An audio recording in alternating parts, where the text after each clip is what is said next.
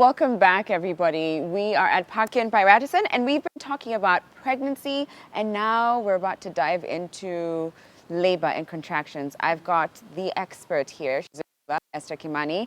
And my first question to you would be, what are Braxton Hicks, and what should one expect? What are they? When do they start? So Braxton Hicks start at for some people 28 weeks, Okay. but really get more at around 32 plus weeks. Braxton Hicks actually practice contractions. Okay. So they do not lead to labor, but they start, your uterus will start contracting. And most people I ask people, have you had a Braxton Hicks? They're like, no. But then I tell them, you know how it feels like? It feels like sometimes your baby feels like they're pressing down on you, and your tummy feels hard and tight, and then it relaxes. That's what a Braxton Hicks is. And so people don't usually know what they are. So they're practice contractions. The uterus is a muscle, so it needs to practice for this work that it's going to do later. And so they start, and the second thing that they do is they also position the baby. So your baby can be facing any side, but we need head to be facing down. So those contractions are the ones that actually keep moving the baby so that eventually the baby is facing the way they should be facing to get born. So those are what Braxton Hicks are. Okay. Yeah. So tell us about the process of labor and contractions, and guiding anyone who's watching who might be pregnant and wants to have an idea of what to expect. How does one know? What are some of the signs, for instance, that this isn't a Braxton Hicks contraction, but this is the real deal? Okay, so Braxton Hicks generally are not painful. Okay. True contractions, most of the time, they're accompanied by pain. They're accompanied by something that tells you, wait, what's that? Braxton Hicks, you can even be walking and you'll just feel something, but it's not painful. True contractions also will come at regular intervals. So you have, one every 5 minutes, for example, or one every 6 minutes. So they tend to be very regular. So in early labor, they can be all over the place. So you get one contraction that maybe is painful, but then you don't get another one for 4 hours. So that means you're still in early labor. So it could be spread out as far apart as 4 hours. Or even one a day. So in early labor, it can take very long. But when we are now in what we call active labor, which is now when you go to hospital, they say you're in labor, they'll be very regular. And usually for you to know that you should be going to hospital is if you get these contractions, and we are saying that the tummy is hardening, you're feeling some pressure when the tummy is hardening, and sometimes accompanied by pain. Well, I'm saying sometimes we had moms deliver on the road, and because they were waiting for this pain that people talk about. Is that really true? Can someone not feel pain? So they might not feel pain, but I've interviewed a lot of these women the lucky ones I call them, who didn't feel pain, but they were actually having contractions. They just didn't think as those because they were not feeling painful. But the contractions will say, I was feeling pressure every 5 minutes. But I was feeling pressure. I'm just really So I'm really baffled at so it goes back to your pain threshold. Some people have a very, very high threshold for pain. So by the time they're feeling pain, and usually that's why now they start feeling pain towards the end. When you go and you're told you're already 10 centimeters, that's when they're feeling pain. Because at the end when labor is ending, of course, it tends to be much more painful. So it does not mean that they were not having contractions. They just didn't interpret what they were feeling as contractions. And that's what I'm saying. You could be having that tightening of the tummy and pressure if it starts being consistent. So then what should one do at that point when you first have your first contraction? Do you pick up a phone? How do you start? So you can pick up your phone if you have an Android or an Apple, download a contraction app. I mean, there's an app for everything. And then you can, every time you feel that tightness, and that's what I'm saying, with or without pain, every time you feel that tightness, and then you usually would feel a bit of pressure down there, you can start noting it down.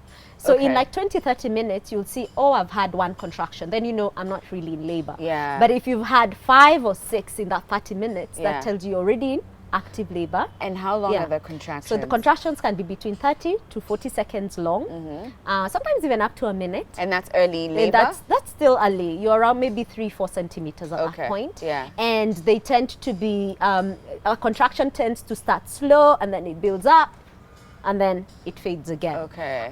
They don't tend to be too painful at that time, but it's something that will make you stop doing what you were doing and then move. So what we say at that point, if you see that, change positions. Maybe if you are lying down, get up, walk around. Yeah. If contractions go away, then you are not really in labor. Okay. But because true contractions, they don't stop coming, even if you change your positions. So these are little tricks to know when to go to hospital. Instead of going and then you're told, nah, go back home.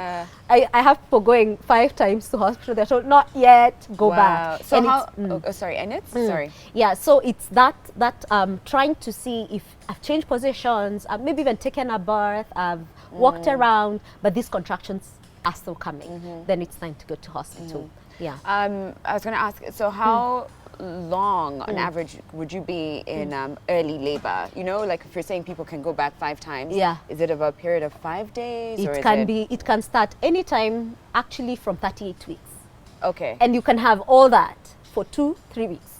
Wow. Before the active labor comes. And that's why we're like, wait for active labor. Okay. The only reason you should go to hospital in case they've not picked up is if your water breaks. So if your water breaks, you stop what you're doing, that's usually a stop sign. Stop and go to hospital. And why is that? And because now the water is out, remember the water cushions the baby. And so the baby is like floating.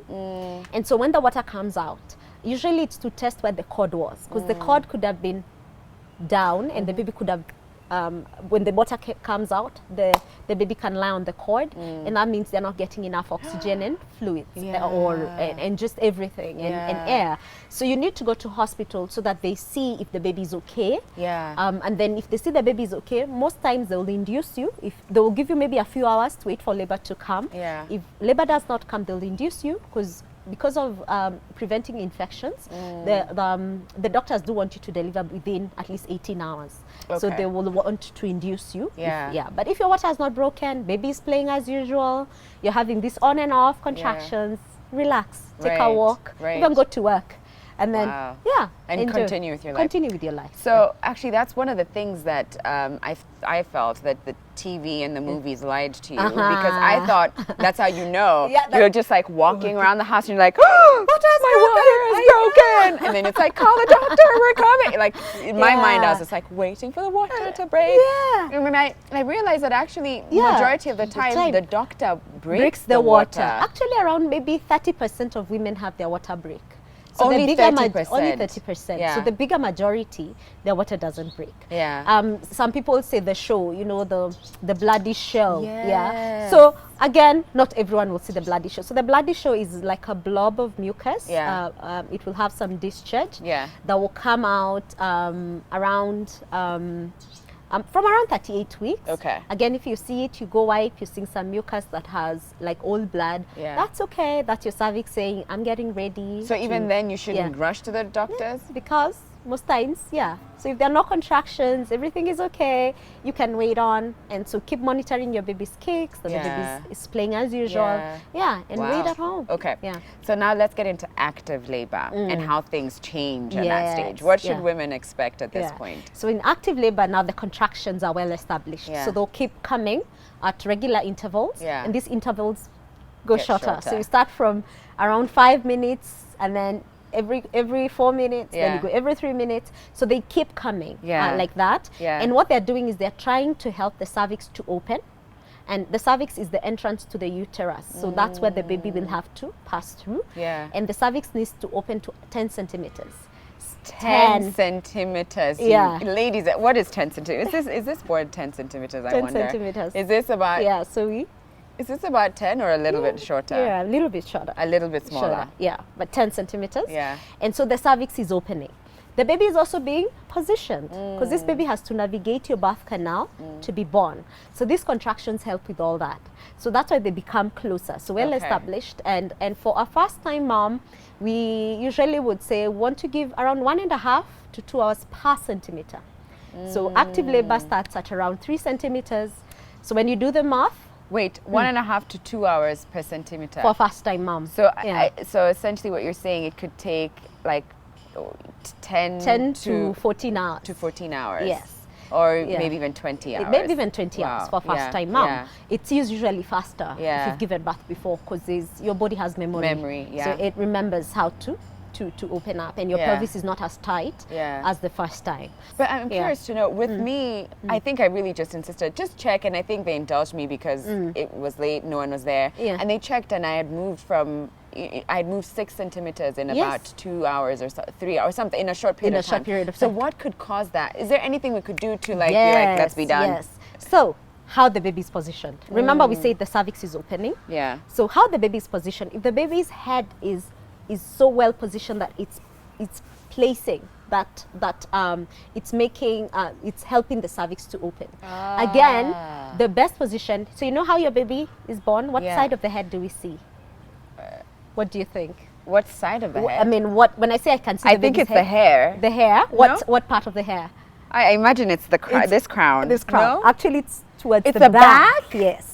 Yeah. But how do you pull out a bit? I know. So usually what the baby does, the baby approaches with the back and that helps to push. Yeah. And when they push out, then they have to navigate and look up like they're looking up. Wow. So that they can be born. So if your baby was already at beginning of labor with their face, that means their face needs to face your spine. Okay. Yeah.